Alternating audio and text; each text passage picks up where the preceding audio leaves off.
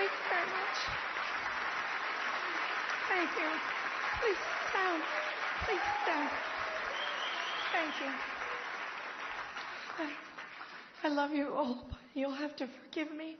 I've lost my voice in screaming and lamentation this weekend, and I have lost my mind sometime earlier this year, so I have to read.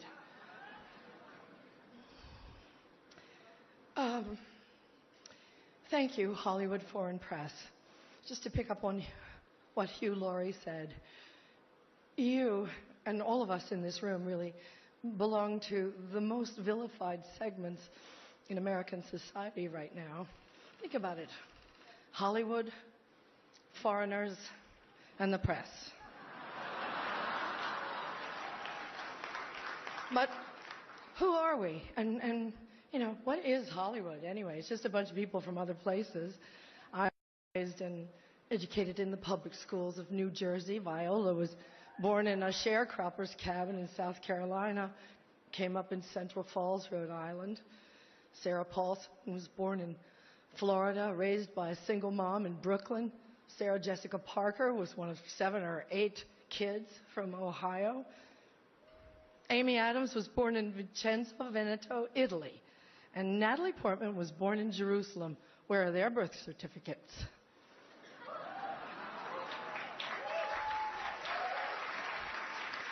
And the beautiful Ruth Nega was born in Addis Ababa, Ethiopia, raised in Ireland, I do believe. And she's here nominated for playing a small-town girl from Virginia. Ryan Gosling, like all the nicest people, is Canadian.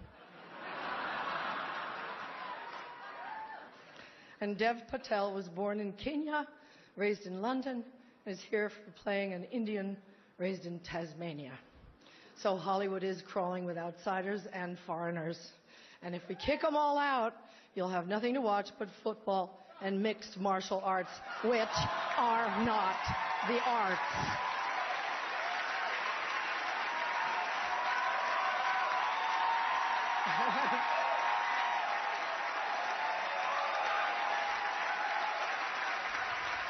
They gave me 3 seconds to say this, so.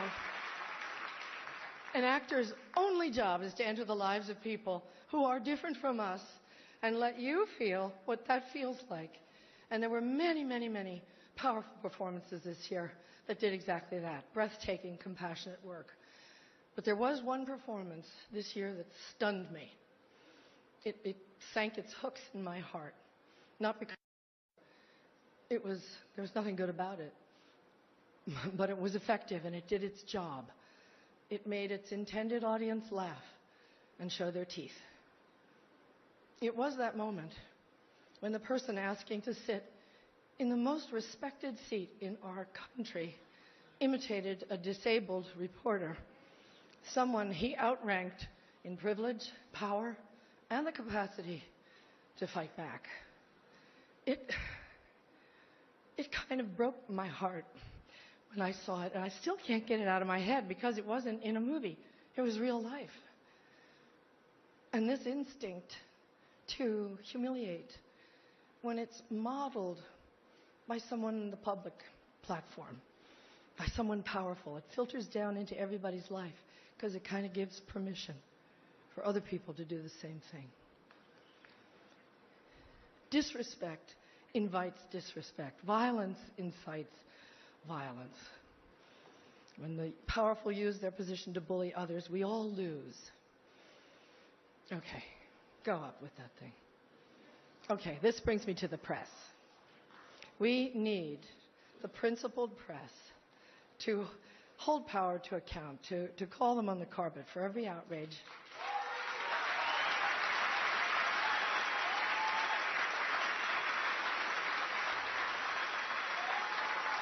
That's why our founders enshrined the press and its freedoms in our Constitution. So I only ask the famously well-heeled Hollywood Foreign Press and all of us in our community to join me in supporting the Committee to Protect Journalists, because we're going to need them going forward, and they'll need us to safeguard the truth. One more thing.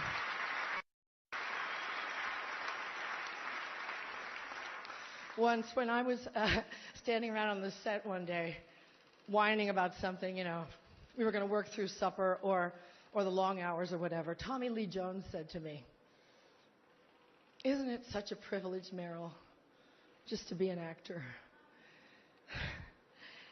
Yeah, it is. And we have to remind each other of the privilege and the responsibility of the act of empathy.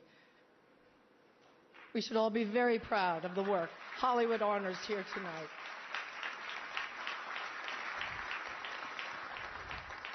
As my friend, the dear departed Princess Leia, said to me once, "Take your broken heart, make it into art." Thank you for it.